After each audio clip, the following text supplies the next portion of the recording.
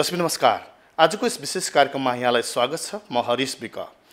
दर्शकबिन, पछिल्लो पटक कोभिड-19 अर्थात् कोरोना भाइरसका कारण देशका विभिन्न क्षेत्रहरू प्रभावित भएका छन्। शिक्षा क्षेत्र, स्वास्थ्य क्षेत्र, उद्योग धन्दा, कल कारखाना लगायतका थुप्रै चिजहरूमा कोरोना भाइरसको प्रभाव देखिएको छ। खास गरी देशको अर्थतन्त्र पनि निकै ओह्रालो लागेको छ र यसै बीच कोरोना भाइरसका सङ्क्रमणहरू पनि दिन प्रतिदिन बढिराखेका छन् र यो बीचमा निजी अस्पतालमा पनि यसको प्रभाव देखिएको छ। खास गरी अहिले पछिल्लो पटक निजी अस्पतालको अवस्था कस्तो छ, निजी अस्पतालले कसरी सेवा प्रवाह गरिराखेको छ र स्थिति के छ निजी अस्पतालको, यसै विषयमा चर्चा गर्नेछौँ र हामीसँग हुनुहुन्छ माया मेट्रो अस्पतालका अध्यक्ष धीरेन्द्र साउद। हामी आजको यस श्रृङ्खलामा हामी उहाँसँग कुराकानी गर्न चाहन्छौँ। यहाँलाई स्वागत छ। हस्, धन्यवाद। पछिल्लो पटक जुन कोरोना भाइरसका कारणले निजी अस्पतालमा कस्तो खालको प्रभाव देखिएको छ, यहीँबाट सुरु गरौँ। के भन्न चाहनुहुन्छ? अब यो कोरोना भाइरसले यो अस्पताल क्षेत्र मात्र नभई यो सम्पूर्ण अर्थतन्त्रमै यसले ठुलो प्रभाव परेको छ। अहिले विश्व नै यसको कोरोना भाइरसको कारणले आक्रान्त छ। पछिल्लो चरणमा हेर्ने हो भने चाहिँ यो प्राइभेट सेक्टरहरू सबै अहिले अलिकता धराशय हुने स्थितिमा देखिरहेको छ। हामी सुरुको लकडाउन सुरु भएदेखि नै यो बिरामीहरूको चापहरू घट्नु अनि बिरामीहरू खुलेर अस्पताल नआउने, उहाँहरूलाई पनि अब अस्पताल आइसकेपछि त्यहाँ पनि कोरोना भाइरसको त्रासहरू, अनि त्यो कारणले गर्दा यो बिरामीहरू पनि त्यसरी खुलेर अस्पताल नआइरहेको स्थिति पनि हो। भनेपछि अब अहिले यस्तो विषम परिस्थितिमा तपाईँले अस्पताललाई कसरी व्यवस्थापन गरिराख्नु भएको छ? होइन, चुनौती त एकदम अभियसली एकदम धेरै चुनौती छ होइन। हामीलाई कर्मचारीहरूलाई म्यानेजमेन्ट गर्ने होइन, कर्मचारीहरूको पनि अब अहिले यो विभिन्न यो त्रासको कारणले गर्दा कर्मचारीहरूलाई पनि अहिले विभिन्न हामीले समाचार माध्यम पनि देखिरहेछौँ होइन। उहाँहरूलाई चाहिँ धेरै जस्तो कर्मचारी कस्तो छन्, भाडामा बसिरहेका छन्। उहाँहरूलाई आफ्नो ठाउँमा यो घरबेटीहरूले बस्न नदिने होइन। समाजमा पनि यो कोरोनालाई हेर्ने दृष्टिकोण पनि अलि नेगेटिभ हुन्छ होइन। त्यसरी हामीले अब कर्मचारीहरूलाई पनि अब कति बेला त हामीले आफैले पनि कतै होटलमा रुम लिएर पनि बस्ने स्थितिहरू पनि आइरहेको छ। र व्यवस्थापनको पाटोमा हेर्दा केही अभियसली हामीहरू प्राइभेट सेक्टरहरूलाई चाहिँ अब किनभने सरकार पक्षबाट त्यस्तो कुनै पनि सहयोग छैन अनि सबै कुराहरू हामीले आफैमा निर्भर हुनुपर्ने स्थिति छ होइन। पछिल्लो चरणमा त्यति अस्पतालहरू नचलिरहेको बेला हामीले यो सम्पूर्ण खर्चहरू 2 गुणा 3 गुणाहरू बढिरहेको छ होइन। कर्मचारीहरूलाई सबै पिपी सेटहरूदेखि लिएर मास्क, सेनिटाइजरहरू सबै कुराहरू जुन एकदम खर्चले छ होइन। भनेको समयमा बजारमा आवश्यकता अनुसार पूर्ति पनि भइरहेको छैन होइन। हामीले हिजोको दिनमा 350-400 रुपियाँ डब्बामा किन्नुपर्ने मास्कहरू अहिले 1000 रुपियाँ 1200 रुपियाँमा किन्नु परेको अवस्था छ होइन।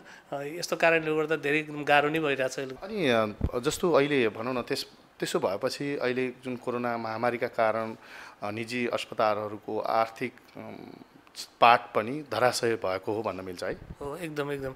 किनभनेपछि अब हामीहरूले पनि अब प्राइभेट सेक्टर भनेको नितान्त हामीले पनि कुनै ब्याङ्कहरूबाट लोन लिएको हुन्छौँ होइन। किनभने हामी पनि अब त्यही सेवा दिँदै त्यहाँबाट चाहिँ केही आय आर्जन गरेर होइन त्यसलाई चाहिँ हामीले चाहिँ ब्याङ्कहरूमा तिर्ने होइन, कर्मचारीहरूलाई स्यालेरी दिने, डक्टरहरूलाई स्यालेरी दिने, सम्पूर्ण अस्पतालको खर्चहरू हामीले त्यही अनुसार त्यसमै निर्भर भएका हुन्छौँ होइन। अहिले पछिल्लो चरणमा अब यो जो कोभिडको कारणले गर्दा जुन प्रभाव परेको छ यो अस्पतालमा पनि, त्यसले गर्दा चाहिँ सम्पूर्ण यो स्वास्थ्य क्षेत्र, निजी स्वास्थ्य क्षेत्रलाई चाहिँ अलिक गाह्रो नै भएको। खास गरी तपाईँहरू लामो समयदेखि स्वास्थ्य क्षेत्रमा पनि काम गरिराख्नु भएको छ। कोभिडका कारणले तपाईँहरू झन् समस्यामा परिराख्नु भएको छ। के भन्न चाहनुहुन्छ? सरकारले के गरिदिनुपर्छ त? अब सरकारले चाहिँ अब हामीहरू जुन स्वास्थ्य क्षेत्रमा लाग्नु भएको छ होइन, सबैजनाहरू अहिले यो महामारीको परिस्थितिमा सबैजना फ्रन्ट लाइनमा आएर काम गरिरहेछन्। सबैले आफ्नो ज्यानलाई जोखिममा राखेर सेवा प्रवाह गरिरहेको छन् होइन। उहाँहरूलाई पनि अब आफ्नो कुनै चिन्ता छैन, केही छैन। अहिले हामीले बजारमा अहिले त के हदसम्म अलिकति सहजीकरण पनि भएको छ मार्केटमा, नत्र त के हदसम्म त हामीले पिपिएस सेट खोज्दा पनि पाउँथेनौँ हामी होइन। कुनै सामग्रीहरू खोज्दा पनि मार्केटमा नपाउने स्थिति छ। अहिले पनि सामग्रीहरू हामीले किन्नुपर्दा कालोबजारीहरू भइरहेको छ स्वास्थ्य सामग्रीहरूमा। हिजोको दिनमा सामान्य 1 रुपियाँ 2 रुपियाँमा पाउने मास्कहरू पनि हिजोको दिनमा 30 रुपियाँसम्म पनि मान्छेहरूले किने होइन, एउटा सर्जिकल मास्कहरू होइन। अब अहिले आएर त्यो 7-8 रुपियाँमा, त्यो पनि भन्ने हो भने चाहिँ अझै उपयुक्त रेट होइन। जुन हामीले सहजीकरणको बेला जुन 1 रुपियाँ 1.5 रुपियाँमा किन्नुपर्ने मास्क अझै पनि 8 रुपियाँ 10 रुपियाँमा किन्नु परिरहेछ। एउटा यो ग्लोभ्सहरू किन्नुपर्दा हामीले 350 रुपियाँमा किन्थ्यौँ, अहिले पनि 1000-1200 रुपियाँहरू गरे। यो कालो बजारीहरू जुन भइरहेको छ सरकारले यसलाई नियन्त्रण गरिदिनु पर्यो होइन। जसरी अब अहिले स्वास्थ्य क्षेत्रमा जसरी अरू निजी क्षेत्र जस्तै गरेर स्वास्थ्य क्षेत्रमा जुन यो प्रभाव परेको छ यसलाई, किनभने हामी प्राइभेट सेक्टरहरू भनेको नितान्त हामीले ब्याङ्कबाट हामीलाई कसैले सहयोग गरेको हुन्न होइन। नितान्त सबैले ब्याङ्कबाट लोन लिएर ठुलो कर्जा लिएर यो स्वास्थ्य क्षेत्रमा लागेका हुन्छौँ के गर्नुपर्छ भनेर। त्यहीँबाट नै हामीले त्यही सेवा प्रवाह गरेर नै हामीले त्यहाँबाट 2 पैसा आर्जन गरेर सम्पूर्ण यो खर्चहरू हामीले धार्नुपर्ने छ। अब यसमा चाहिँ के गर्न सकिन्छ भने अब यो सङ्क्रमणकालीन स्थितिमा सरकारले पनि होइन यो जुन यो निजी क्षेत्र यो प्राइभेट मात्र भनेर हुँदैन कि यसलाई पनि यो जुन अहिले हाम्रो यो सङ्क्रमणकालमा जसरी फ्रन्टलाइनमा आएर यो प्राइभेट अस्पतालहरूले काम गरिराख्नु भएको छ होइन, उहाँहरूलाई चाहिँ के गर्न सक्छ, केही सहुलियतहरू ब्याङ्कको यो ब्याजहरूमा छुट गरिदिने पहलहरू गरिदिने होइन, जुन ट्याक्सहरूमा चाहिँ अलिकता सहजीकरण गरिदिने, स्वास्थ्य कर्मीहरूलाई पनि उहाँहरूको जुन काम गरिराख्नु भएको छ सबैजनाले उहाँहरूले जुन तिरिराख्नु भएको छ वार्षिक होइन 36% ट्याक्सहरू दिनुहुन्छ स्वास्थ्य कर्मीहरूले होइन उहाँको इन्कमको आधारमा। अनि त्यहाँ पनि राज्यले यसलाई मध्यनजर गरेर केही हदसम्म उहाँ यस्तो कुराहरूमा छुटहरू दिदियो भने अलिकता राहत हुन्थ्यो कि प्राइभेट सेक्टरहरूलाई भन्ने पनि। कालोबजारीको कुराहरू गर्नुभयो होइन, सरकारले यस्तो बेला अनुगमन गर्नु पर्थ्यो तर अनुगमन गर्न नसकेको हो कि के भन्न चाहनुहुन्छ? होइन अब एक त कस्तो छ भने बजारमा सायद यो सामानको यो अपुग यो के अरे हामी अझै पनि हाम्रो देश के छ भनेपछि आयातमै हामी निर्भर छौँ होइन। अहिले यो सामानहरू अहिले ग्लोबलमा अब हामीले पायौँ भनेर पाएनौँ भनेर गुनासो भन्दा पनि यो ग्लोबलमा नै यसको सर्टेज हो। तर पछिल्लो चरणमा अलिअलि सहजीकरण भइरहेको स्थिति छ होइन। मार्केटमा चाहिँ अलिकति सरकारले जुन यसको जुन फ्लक्चुएट भएको छ रेटहरू जुन हिजोको दिनमा 1 रुपियाँमा पाउने कुराहरू मान्छेले 30 रुपियाँसम्म हालिरहेको छ, यस्तो कुराहरूमा चाहिँ सरकारले चाहिँ अलिकता अनुगमन गरेर होइन यो उहाँहरूले बाहिरबाट ल्याउने कि कुन रेटमा ल्याउनु भएको छ, यदि बाहिर त्यो रेट अभियसली अलिक बढी नै परेको छ भनेपछि सरकारले 20% भन्दा बढी राखेर मुनाफा गर्न पाउँदैन भन्ने एउटा जुन नियम छ त्यो नियमभन्दा बाहिर गएर बेचिराख्नु भएको छ कि यस्तो यस्तो कुराहरू अनुगमनहरू गरिदियो भनेपछि हामीलाई पनि केही सहजीकरण हुन्थ्यो। यसमा चाहिँ अलिकति सरकारले चाहिँ ध्यान दिनुपर्छ यस्तो कुराहरू। यहाँको अस्पतालकै कुरा गरौँ, अहिले पछिल्लो पटक अस्पतालमा कस्तो कस्तो खालको बिमारीहरू आइराखेका छन् यो पनि बताइदिनुहोस् न। सुरुको लकडाउनमा अलिकति बिरामीको चापहरू एकदम न्यून थियो। हामीहरू कम्तीमा पनि हाम्रो ओपिडीहरू 200+ नै हेर्थ्यौँ हामीले मायामिटरले। त्यसपछि जब यो लकडाउनहरू सुरु भयो जुन यो त्रासहरू, त्यसपछि एकदम मान्छेहरूको चापहरू एकदम घट्ने क्रमहरू हुँदा हामीले कहिलेकाहीँ त 10, 12, 15 जना मात्र हेर्ने स्थितिहरू पनि आइरहेको थियो, किनभने बजारमा हिँड्ने स्थिति पनि थिएन। मान्छेहरूलाई मानसिक तनाव थियो यो रोग के हो कसो हो। अहिले पछिल्लो चरणमा सङ्क्रमण बढे तापनि मान्छेहरूलाई चाहिँ अब कति दिनसम्म घरमा लुकेर बस्ने त, यसरी त घरमा बसी पनि ज्यान जाने भयो भनेपछि अलिकति खुलेर चाहिँ आउन थाल्नु भएको छ। अहिले बिरामीको सङ्ख्याहरू क्रमशः बढिरहेको छ, किनभने सायद यो बढ्नुको कारण चाहिँ उहाँहरूले जुन यो 5-6 महिना लकडाउनको बेला त्यो बिरामीलाई च्यापेर घरमा बसिराख्नु भएको थियो, सायद त्यो अब त्यसको कारणले पनि अब उहाँहरूले अब यो त्यसलाई घरमा बसेर पालिराख्नुभन्दा अब जानुपर्छ भनेर पनि अब सायद खुलेर अलि बिस्तारै आइराख्नु भएको छ होइन। अब यसको कारणले गर्दा अब अहिले चाहिँ बढी जस्तो जो लामो समयदेखिको दीर्घकालीन रोगीहरू भए होइन, किनभने यो कोरोना भाइरसमा सबभन्दा बढी इन्फेक्टेड चाहिँ दीर्घकालीन रोगीहरूलाई चाहिँ बढी इन्फेक्टेड गर्छ भनेर पनि उहाँहरू चाहिँ अलिक लुकेर बसिराख्नु भएको थियो। अहिले त्यस्ता रोगीहरू जुन अपरेसनहरू गर्नुपर्ने अपरेसनहरू थियो, जो मान्छेहरूले अब बिस्तारै गरौँला भनेर जो अलिकता वेटमा बसिरहेको थियो, त्यस्ता बिरामीहरू पनि आइराख्नु भएको छ। अहिले पछिल्लो चरणमा चाहिँ अलिकति बिरामी आउने चाहिँ चाप चाहिँ अलिअलि बढिरहेछ। अध्यक्ष, अनि तपाईँको अस्पतालले दिने सेवाहरू के हुन्? हामी अब अहिले यो दोस्रो वर्ष हामीले पार गरिसकेका छौँ। हामीले सुरुदेखि नै हामीले 10वटा विशेषज्ञ सेवाहरू दिइरहेको थियौँ हामीले होइन। हामीसँग 16 जना डक्टरको टिम छ र हाम्रो एउटा विशेषज्ञ के हो भने 1 हस्पिटल 1 डक्टर है, त्यो हाम्रो एउटा विशेषज्ञ हो। किनभने हाम्रो अस्पतालमा जो कार्यरत हुनुहुन्छ उहाँको त्यो कर्मचारीहरू कुनै पनि अर्को अन्य अस्पताल क्लिनिक कहीँ पनि बाहिर गएर हेर्न पाउनुहुन्न। हामीले त्यो अनुसारले हामीले उहाँहरूसँग बन्ड गरेको छौँ र हामीले अब सेवाहरू भन्नुपर्दा हामीले बालरोग विशेषज्ञको सेवाहरू दिइरहेको छौँ। स्त्रीको भयो, नाक कान घाँटी होइन, जनरल फिजिसियन, हड्डीको, अनि हामीले दन्त सेवाहरू दिइरहेका छौँ होइन। त्यही सेवाहरू। अनि त्यसपछि अब अरू भन्ने त सिटी स्क्यान जो अहिलेसम्मको लागि सुदूरपश्चिममा हस्पिटल बेसमा हामी मात्र छौँ होइन। अब सम्भवतः अरू आउने क्रमहरू होला, तर अहिलेसम्म हामीले सिटी सेवा सुचारू गरेका छौँ। आगामी दिनमा हामी एमआरआईको प्रोसेस हामीले अगाडि बढाइसकेका छौँ। सम्भवतः 6 महिनादेखि 7 महिनाभित्रमा यो सबै प्रोसेसहरू चाँडोभन्दा चाँडो टुङ्ग्यो भने चाहिँ यो वर्षभित्र नै हामी एमआरआई ल्याउने उसमा छौँ। अनि त्यसपछि हामी अब यो न्युरो भयो, युरोहरू सुचारू गर्ने कुराहरूमा हामी अगाडि बढेका छौँ। अहिले तपाईँहरूसँग विशेषज्ञ डाक्टरहरू पनि हुनुहुन्छ? हुनुहुन्छ हामीसँग। त्यही भने मैले हामीसँग विशेषज्ञ डाक्टर 10 जना चाहिँ विशेषज्ञ डाक्टर हुन्छ हामी कहाँ। त्यही हामीसँग बालरोग भयो है, नाक कान घाँटी, अनि त्यसपछि जनरल फिजिसियन हुनुहुन्छ, त्यसपछि जनरल सर्जरी डाक्टर हुनुहुन्छ, हामीसँग स्त्री रोग 2 जना हुनुहुन्छ होइन, त्यो 2 जना गाइनोकोलोजिस्टहरू हुनुहुन्छ हामीसँग। यतातिर नाक कान घाँटी भइसक्यो, अनि त्यसपछि हाड जोड्ने तथा नसारोग विशेषज्ञ हुनुहुन्छ हामीसँग। एनेस्थेसिया डाक्टर फुल टाइम हुनुहुन्छ हामीसँग। जति पनि यहाँ कार्यरत डाक्टरहरू विशेषज्ञ डाक्टर हुनुहुन्छ उहाँहरू सबैजना फुल टाइम नै हो।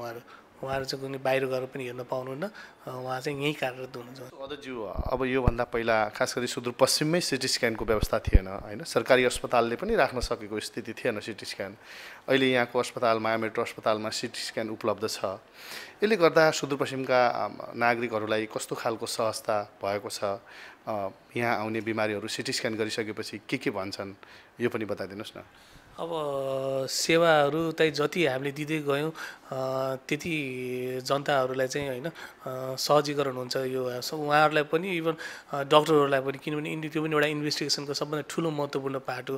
हिजोको दिनमा एउटा सानो कुनै एक्सिडेन्टहरू भएको खण्डमा होइन, कुनै सिटी स्क्यानहरू आवश्यक पर्ने जुन रोगहरू थियो त्यसको लागि उहाँहरूले अब यहाँ त्यसको अभावले उहाँहरूले इन्डिया होइन, यहाँदेखि कोलपुर काठमाडौँ जानुपर्ने स्थिति थियो। तर यो हामीले भित्राइसकेपछि केही हदसम्म हामीले धेरै रोग जो बिरामीहरू हुनुहुन्छ उहाँहरूलाई चाहिँ यहाँ रोक्न हामी सफल पनि भएको छौँ र धेरैजना खुसी पनि हुनुहुन्छ। किनभने हिजोको दिनमा अहिले पनि मान्छेहरू जो पाहाडबाट जो रिफर केसहरू छ त्यो रिफर केसहरूलाई हामीले धनगढीमै नै उहाँ यही सुदूरपश्चिममै रोक्न हामी सफल भएको छौँ। यसबाहेकका अन्य सेवाहरू के दिन आवश्यक छ जो यहाँ छैन अहिले होइन, ती कुरालाई तपाईँहरूले कसरी व्यवस्थापन गर्दै लैजानुहुन्छ र आगामी दिनमा? त्यही मैले अघि पनि भने होइन, हामी अब चाँडोभन्दा चाँडो हामी न्युरो सर्जन ल्याउने कुराहरू अगाडि बढिसकेको छ। सम्भवतः हामी यो 2-4 महिना 5-6 महिनाभित्रमा हामी सम्भवतः त्यो सुरु गर्छौँ होला। त्यसपछि अब युरो डाक्टर पनि फुल टाइम राख्ने हाम्रो कुराहरू अगाडि बढेको छ। त्यसपछि बिस्तारै अब कार्डियोतिर होइन, जुन एकदम अति आवश्यक पनि छ यहाँ गर्न, किनभने यो मुटुको रोगीहरू पनि दिन प्रतिदिन बढिरहेको र धेरै मात्रामा भएको कारणले गर्दा हामीले यस्ता कुराहरू जुन यस सुदूरपश्चिमलाई जुन आवश्यक छ, जुन यहाँ अरू ठाउँमा सेवा दिन सकिरहेका छैनन् होइन, त्यो कुराहरूलाई चाहिँ हामीले कसरी यहाँबाट के अरे जनतामा दिन सकिने भनेर हामी त्यो छलफल गर्दै हामी अगाडि बढेका छौँ। भनेपछि निजी अस्पतालहरूले अहिले सुदूरपश्चिमको स्वास्थ्य क्षेत्रमा महत्त्वपूर्ण योगदान दिएको छ भन्न मिल्छ? एकदम हिजोको दिनमा प्राइभेट अस्पताल नहुँदा र अहिले प्राइभेट अस्पताल खुलिसकेपछिको स्वास्थ्य स्थिति तपाईँहरू सबैलाई थाहै छ। हिजोको दिनमा सामान्य एउटा बिरामी हुँदा पनि मान्छेहरू यहीँ नजिकै पलिया जान्थे होइन, इन्डियाको डक्टरलाई विश्वास गर्ने स्थिति थियो। यहाँ धनगढीमा यत्रो सरकारी अस्पताल हुँदा पनि मान्छेहरू यहाँ नरोकिकन एउटा सामान्य बिरामीको लागि पनि इन्डिया जाने, अनि उहाँहरू त्यहाँ गएर बरु खर्चिलो पैसा तिरेर पनि उपचार लिने स्थितिहरू थियो। र पछिल्लो चरण जुन प्राइभेट अस्पतालहरू हामी लगायत केही अस्पतालहरू खुलेका छन्, हामीले केही हदसम्म ती बिरामीहरू जो हिजोको दिनमा उहाँहरूको एउटा मानसिकता थियो नि, जो सामान्य बिरामी भए पनि इन्डिया जानुपर्छ त्यहाँ राम्रो उपचारहरू पाउँछ, जुन एउटा मानसिकता थियो त्यो मानसिकतालाई के हदसम्म हामीले रोक्न र ब्रेक गर्न हामीले सफल भएको छु जस्तो लाग्छ। किनभनेपछि अहिले धेरै पाहाडबाट आएको बिरामीहरू पनि सिधै यहाँ प्राइभेट सेक्टरहरूमा सेवा लिन आउनुहुन्छ। यहाँको सेवाहरू पाइसकेपछि उहाँहरू खुसी भएर फर्किनुहुन्छ। हिजो हामी सामान्य एउटा 2-4 हजार 5 हजार रुपियाँ खर्च गरेर पाउनुपर्ने सेवाहरू हिजोको दिनमा त्यही सेवाको लागि यत्रो ट्राभल गरेर इन्डिया होइन गएर उहाँ हजारौँ लाख रुपियाँहरू खर्च भइरहेको थियो। त्यो पैसाहरू उहाँहरूको जोगिएको छ होइन। अब सरकारी अस्पतालभन्दा निजी अस्पताल केसम्म अलिकति महँगो हुनसक्छ, त्यो दुईमा छैन। किनभने हामीले पनि किनभने यो सुरुवात गर्नेखेरि हामीले पनि कुनै ठाउँबाट कर्जा लिएको हुन्छौँ होइन, सबैले ठाउँ ठाउँबाट लोन लिएको हुन्छ, किनभने हामीले त्यही सेवा दिएर नै त्यहीँबाट नै हामीले ब्याङ्कको ब्याजहरू समुचित। तर अरूको हकमा हेर्ने हो भने, बाहिरकोमा चाहिँ हेर्ने हो भने चाहिँ यहाँको धनगढीको निजी अस्पतालहरूमा चाहिँ के हसमा सस्तो छ जस्तो लाग्छ हामीलाई। अब यी कुराहरूलाई हेर्दाखेरि अब यहाँ राज्यले अथवा सरकारले स्वास्थ्य क्षेत्रको सुधारका लागि के गर्नुपर्छ जस्तो लाग्छ तपाईँलाई? अब राज्य मेन अब यो स्वास्थ्य भनेको त जनताको मौलिक अधिकारको कुरा पनि हो। यसमा चाहिँ अलिकता सरकार पक्षहरू पनि अलिक गम्भीर हुनुपर्छ। अहिलेको स्थिति पनि हेर्ने हो भने नेपालको अझै पनि 80% स्वास्थ्य क्षेत्र निजी क्षेत्रलाई नै धानेको छ। अहिले पनि सरकारबाट जुन जनतालाई दिनुपर्ने स्वास्थ्य सेवाहरूमा जुन दिनुपर्ने त्यो अझै पनि पर्याप्त मात्रामा छैन। त्यो अहिलेको चरणमा चाहिँ सरकारले पनि जुन निजी क्षेत्रले सेवा दिएर अगाडि बढिरहेको छ यसलाई पनि आफूसँगै सहकार्य गरेर होइन, कसरी प्राइभेट सेक्टरलाई पनि सँगै लगेर जाने। भोलिको दिनमा यदि सरकार आफूमा सक्षम हुन्छ भने चाहिँ हामीलाई त्योभन्दा ठुलो कुरा के पनि हुँदैन। हामीले सधैँभरि हामीले यसैमा लाग्नुपर्छ भने यदि सरकारले होइन राम्रो सेवा सुविधाहरू दिन्छन्, जनताले पाउने जुन मौलिक अधिकार अन्तर्गतको यो स्वास्थ्य क्षेत्र छ नि, उहाँहरू सक्षम हुन्छ भनेपछि त योभन्दा जनताको लागि सबभन्दा ठुलो कुरा केही पनि हुन सक्दैन होइन। र अहिलेको स्थितिमा जुन जसरी प्राइभेट सेक्टरले यत्रो स्वास्थ्य क्षेत्रलाई धानेको छ नेपालको होइन, यसमा पनि सरकार पक्षले चाहिँ जुन अहिलेको महामारीको स्थिति छ नि, जुन यो यसमा पनि अब अहिले प्राइभेट सेक्टरहरू सबैजना फ्रन्ट लाइनमा आएर काम गरिरहेको छ। अहिले त यहाँनिर त को सरकारी को निजी भन्ने स्थिति छैन। भोलिको दिन त उहाँहरूले यो देशमा महामारी रूपमा फैलियो, भोलिको दिन भव्य स्थिति आयो भने त हामीले पनि उहाँहरूकोसँग हातमालो गरेर उहाँहरूको अन्डरमा बसेर उहाँहरूलाई भोलिको दिन अस्पताल हस्तान्तरण गर्ने समयको हामीले एउटा घोषणा पनि गरेको थियौँ। भोलि आवश्यक परेको खण्डमा हामी प्राइभेट अस्पतालहरू पनि सरकारलाई चाहिँ हस्तान्तरण गर्न सक्छौँ भनेर। अनि त्यसरी हामी अगाडि बढिरहेको छौँ होइन। उहाँहरूले पनि कसरी हुन्छ यसलाई कसरी बढ्ने सरसल्लाहहरू दिने, प्याकेजमा यसरी गरौँ। किनभने पछिल्लो चरणमा अझै हेर्ने हो भनेपछि प्राइभेट अस्पतालसँग सरकारी पक्षको अलिकति कोर्डिनेसन नभएको जस्तो पनि लाग्छ मलाई। किनभने अहिलेसम्म उहाँहरूले एक दुईचोटि सुरुमा जुनखेरि यो रोगको जुन सुरुवातहरू भइरहेको थियो कि त्यही चरणमा चाहिँ एक दुईवटा मिटिङ मैले पनि एटेन्ड गरेको छु।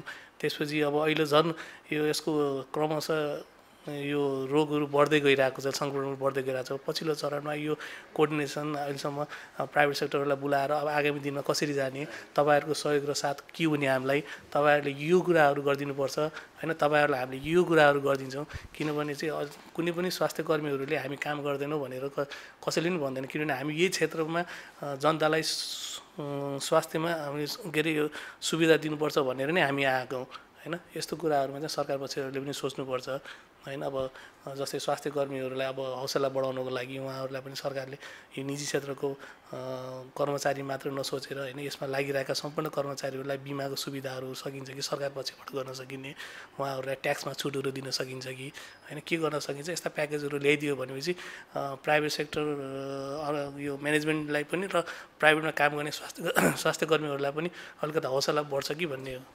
विडम्बना के छ भने अब हाम्रो सरकारले त पटक भनिराखेको छ स्वास्थ्य क्षेत्रमा सुधार ल्याउने कुराहरू, यो बनाउँछौँ त्यो बनाउँछौँ भन्ने खालका पटक सरकारले भनिराखेको स्थिति छ। तर दुःखको कुरा कहाँनिर छ भने अध्यक्ष, भएका सरकारी अस्पताललाई पनि व्यवस्थापन गर्न नसक्नु, त्योसँगै त्यहाँ विशेषज्ञ डक्टरहरू नहुनु। तपाईँले भनिसक्नुभयो निजी क्षेत्रले चाहिँ नि सिटी स्क्यान ल्याएर चलाउन सक्ने, तर सरकारले चाहिँ चलाउन नसक्ने होइन। यो त विडम्बना भन्नु मिल्यो नि त सरकारको तर्फबाट। अब यसमा यस्तो छ, अब यो गभर्मेन्ट भन्ने बित्तिकै त्यहाँ अलिकति राजनीतिहरू पनि अलिक बढी खेल्छ होइन। विभिन्न मान्छेहरूको आफ्नै इन्ट्रेस्टको कुराहरू पनि हुन्छ। म अब त्यसमा धेरै त्यो भित्र जान चाहन्न होइन। किनभनेपछि प्राइभेट सेक्टरले यत्रो गर्न सक्ने, सरकार पक्षले गर्न नसक्ने भन्ने छैन। किनभने जनताले तिरेको करबाट नै जनताले पाउनुपर्ने सुविधा हो नि त यो त मौलिक अधिकारको कुराहरू। र त्यो ठाउँमा चाहिँ यस्तो व्यक्ति जानु पऱ्यो कि जो स्वच्छक्षेपी छ, जो जनताको लागि काम गर्ने। त्यसमा चाहिँ किनभने अब राजनीति नभएर पनि हुँदैन, फेरि सबै ठाउँमा हुनु पनि पर्छ। त्यो ठाउँमा चाहिँ सरकारले पनि यस्तो सक्षम व्यक्तिहरू पठाउनु पऱ्यो कि जसले जनताको लागि काम गर्न सकुन् होइन। नगर्न सकिने भन्ने के छैन। पछिल्लो चरणमा अहिले हेर्ने हो भनेपछि हाम्रो सेती प्रादेशिक अस्पतालको यो अहिलेको स्थिति हेर्ने भने पहिलाभन्दा धेरै सुधार भएको देख्छौँ हामीहरू होइन। अहिले पछिल्लो चरणमा त्यहाँको म्यानेजमेन्टहरू पनि अलिकति सुधार भएको देखिन्छ होइन। अहिले अब बिस्तारै उहाँहरूले सेवाहरू पनि थपिराख्नु भएको छ भन्ने हामीले सुनेको छौँ। अहिले भर्खरै सिटी स्क्यान पनि सायद टेन्डरको प्रोसेस अगाडि बढिसके जस्तो लाग्छ होइन। यस्तो कुराहरूमा चाहिँ कसरी हुन्छ, यसलाई चाहिँ कसरी सुधार गरेर जाने भन्ने एउटा भिजनसहित आउनुपर्छ जस्तो लाग्छ। हस्पिटलमा अहिले भएका कठिनाइहरू के हो? सबभन्दा मेन भनेको कर्मचारीहरूलाई कसरी मोटिभेसन दिने सबभन्दा ठुलो कुराहरू। किनभने अब अहिले बिरामीहरूको चाप दिन प्रतिदिन बढिरहेछ। प्रत्येक बिरामीहरू को कोरोनासँग इन्फेक्टेड छ भन्ने त कसैलाई थाहा हुँदैन अहिले त, किनभने सिम्पटम नदेखेका बिरामीहरू पनि धेरै छन् होइन। कतिपय बिरामीहरू चेक जाँच गर्दै गर्दै इन्फेक्टेड बिरामीहरू पनि फेला परिरहेको छ। हामीले पछिल्लो चरण सबै अस्पतालमा 1 जना 2 जना कहिलेकाहीँ परिरहेको छ। त्यस्तो स्थितिमा मानसिक स्थितिमा पनि उहाँहरूलाई पनि अभियसली डर छ, किनभनेपछि उहाँहरू पनि यहाँबाट काम गरिसकेपछि आफ्नो घर जानुपर्ने हुन्छ। कतिपय भाडामा बसिरहेछन्, डेरामा बसिरहेछन्। उहाँहरूलाई डेरामा बस्ने अब कर्मचारी बहिनीहरूलाई, भाइ बहिनीहरूलाई हेर्ने दृष्टिकोणहरू पनि फरक छ समाजमा। त्यो दृष्टिकोणहरू अलिकता परिवर्तन गरिदिनुपर्छ जस्तो लाग्छ। अब हामी कार्यक्रमको अन्तिमतिर पनि आइपुगेका छौँ। माया मेट्रोलाई अझ थप उचाइमा पुगाउनका लागि, यो अस्पताललाई थप उचाइमा पुर्याउनका लागि अथवा चाहिँ थप सेवा सुविधाहरू बढाउनका लागि तपाईँको भावी योजनाहरू पनि के छन्? मैले अघि पनि भने हामी अब तुरुन्त यो एमआरआईको प्रोसेस अगाडि बढाइसकेका छौँ होइन। त्यसपछि अब जुन सेवा सुदूरपश्चिममा अहिले कसैले पनि दिइरहेको छैन होइन। जस्तै न्युरोको केसहरू अहिले यहाँ एक्सिडेन्ट केसहरू सामान्य सबै यो हाड जोड्ने सम्बन्धी टुटफुटको यताउता केसहरू त सबै यतैतिर भइरहेछ। जो अहिले न्युरो सम्बन्धी जो ब्रेनमा कुनै स्ट्रोकहरू भयो भनेपछि यस्ता क्रिटिकल केसहरूको लागि हामीले अहिले पनि बाहिर पठाउनु पर्ने स्थितिहरू छ। त्यो स्थितिहरूलाई हेरेर अब यो सुदूरपश्चिममा त्यो सेवा पनि आवश्यक छ है भन्ने ठानेर हामीले त्यो कुराहरूलाई हामीले छलफलमा अगाडि बढाएको छ। सम्भवतः हामी यो 2-4 महिनाभित्र नै न्युरो सेवा दिन गइरहेका छौँ होइन। त्यसपछि युरोको केसहरू होइन, दिन प्रतिदिन यो पत्थरीहरू होइन, मान्छेहरूलाई हुने यो किडनीको पत्थरी, ब्लाडर हुने पत्थरीहरूको बिरामीहरू पनि धेरै देखिरहेको छ होइन। उहाँ त्यस्तो स्थितिमा पनि उहाँहरूले जुन दुःख पाइराख्नु भएको छ, बाहिरतिर गएर अपरेसन गर्नुपर्ने या लामो समयसम्म अब यहाँ भिजिटमा आउने डक्टरहरू हुन्छ होइन, कोही अस्पतालमा आइरहन त्यो कुर्नुपर्ने स्थिति हो, त्यसलाई पनि कसरी हुन्छ सहजीकरण गरेर त्यो पनि हामीले रोक्ने प्रयास गर्छौँ। अनि बिस्तारै अब कार्डियोतिर पनि के हुन्छ, अब क्रमशः अब एकैचोटि सबै गर्न सकिन्न, सुधार गर्दै क्रमशः थप्दै जाने उसमा चाहिँ छौँ हामीहरू। अब कार्यक्रमको अन्तमा खास गरी सुदूरपश्चिमवासीलाई जो भनौँ न लामो समयदेखि रोगबाट पीडित पनि हुनुहुन्छ होला धेरै मानिसहरू होइन, त्यस्ता मान्छेहरूलाई तपाईँको भने के छ अथवा चाहिँ माया मेट्रोको तर्फबाट तपाईँको भने के छ? होइन उहाँहरूलाई चाहिँ अब आफ्नो यो जुन सरकारले जुन मापदण्डहरू तोकेको छ होइन, त्यो अपनाएर सेवाहरू चाहिँ अब त्यो घरमै बसेर रोग पालेर बस्नुभन्दा समयमा नजिकको स्वास्थ्य चौकीतिर त्यहाँ नभयो भने अलिक ठुलो अस्पताल नत्र आउनु चाहिँ माया मेट्रोमै होइन हामीले सेवा दिइरहेछौँ। पूर्ण सेवाहरू सुचारू छ ऊ गर्नुहोस्। अनि त्यसपछि अब अहिलेको यो जो महामारी छ, कोरोना भाइरसको महामारी छ, अब यसबाट बाँच्ने उपाय भनेको नि आफू स्वयं सतर्क रहने हो।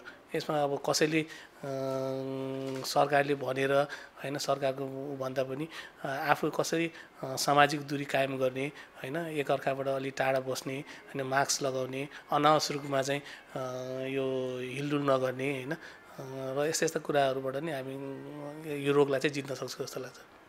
हस्, कार्यक्रममा आइदिनु भयो, यहाँलाई धेरै धेरै धन्यवाद। हस्, धन्यवाद हजुरलाई पनि। दर्शकबिन, उहाँ हुनुहुन्थ्यो माया मेट्रो अस्पतालका अध्यक्ष धीरेन्द्र साउद। खास गरी माया मेट्रो अस्पतालले सुरुवातका दिनदेखि नै यहाँसम्म आइपुग्दा आफ्ना सेवाहरूलाई एकदम सशक्त रूपमा लिएको र अझै पनि आगामी दिनमा पनि माया मेट्रो अस्पतालको स्वास्थ्य उपचारमा धेरै कुराको सुधार ल्याउने बताउनु भएको छ। हवस् त, आजको यस कार्यक्रमबाट सहकर्मी विवेक पवनसहित मलाई पनि बिदा दिनुहोस्। खबरभित्रको खबरका लागि हेर्दै गर्नुहोला एभी न्युज खबर। नमस्कार।